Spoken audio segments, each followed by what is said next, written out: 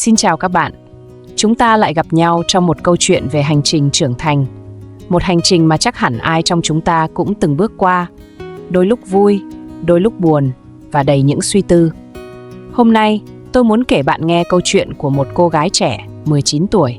Đứng trước ngưỡng cửa cuộc đời, nơi niềm vui hồn nhiên của tuổi thơ dần nhường chỗ cho những lo toan, thử thách của tuổi trưởng thành. Câu chuyện này không chỉ là hành trình của riêng cô ấy, mà có lẽ còn là tấm gương phản chiếu chính chúng ta, những con người từng khát khao lớn lên, rồi khi lớn lên lại mong được bé lại. Hãy cùng tôi bước vào thế giới của cô gái ấy, để cảm nhận, để suy ngẫm và để tìm ra câu trả lời cho câu hỏi: người ta lớn để làm gì? Nhớ lúc bé, rồi khi còn đi học, lúc nào cũng mong được chóng lớn, lớn để làm những việc mình thích, để thực hiện những ước mơ của mình, để mọi người tôn trọng ý kiến của mình, được tự chứng tỏ mình, và còn hàng tỷ lý do khác cho ước mơ được mau lớn.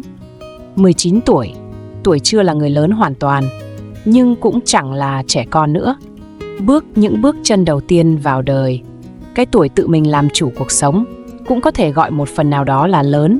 Đã biết tự sắp xếp, tự chịu trách nhiệm cuộc sống cho mình, mới thấy lớn không như những mong ước ngày bé. Người ta lớn, tự chịu trách nhiệm cuộc sống của mình, rồi những thành công hay thất bại đều tự mình đón nhận. Có những sự thất bại nặng nề làm con người hụt hẫng, suy sụp, nhưng khi ta đã lớn, ta phải tự mình nhận về những nỗi buồn của riêng mình. Lớn là biết cảm nhận cuộc sống, biết buồn, biết đau khổ, biết tính toán cho mỗi ngày mới. Biết buồn khi gặp thất bại, biết chia sẻ với những nỗi đau, phải giấu đi những suy nghĩ thật của mình để mong người khác vui lòng. Khi ta lớn, trong mỗi nụ cười dường như vẫn ẩn trong đó những lo toan, những nỗi buồn, những tính toán cho những ngày tới. Hiếm khi lớn mà ta được cười thoải mái, vô tư như ngày còn bé. Có những chuyện buồn, trắc trở trong cuộc sống, khi lớn ta phải giấu kín trong lòng, không thể chia sẻ với ai, không như ngày bé có thể vô tư chia sẻ với bố mẹ. Lớn là ta mất đi sự thoải mái trong tâm hồn, để từng ngày trôi qua, người ta có thêm nhiều điều để suy nghĩ, từ đó trưởng thành hơn mỗi ngày. Người ta đã lớn khi nhìn cuộc sống bằng con mắt thực tế hơn, không còn mơ mộng những ước mơ cao đẹp như ngày trước. Khi lớn, ta chỉ biết sống cho ngày hôm nay, cho những công việc của buổi sáng, buổi chiều, buổi tối, cho những việc của hôm nay, ngày mai, tuần này, tuần sau. Đâu còn những giờ phút ngẩn ngơ bên sân trường mơ một tương lai thật đẹp, một tương lai mà chỉ có những ước mơ về một cuộc sống dễ dàng. Lớn để biết lo lắng nhiều hơn cho người thân, bạn bè. Lớn là phải biết cho nhiều hơn là nhận, cho đi những tình cảm yêu thương của mình đến người xung quanh, không còn vô tư nhận về những sự quan tâm của bố mẹ, bạn bè mà không nghĩ đến sự đáp trả. Lớn là khi người ta biết xấu hổ về những thất bại, biết tự hào với những thành công, biết cuộc sống còn những điều chưa tốt, biết tìm cho mình một cuộc sống thật tốt.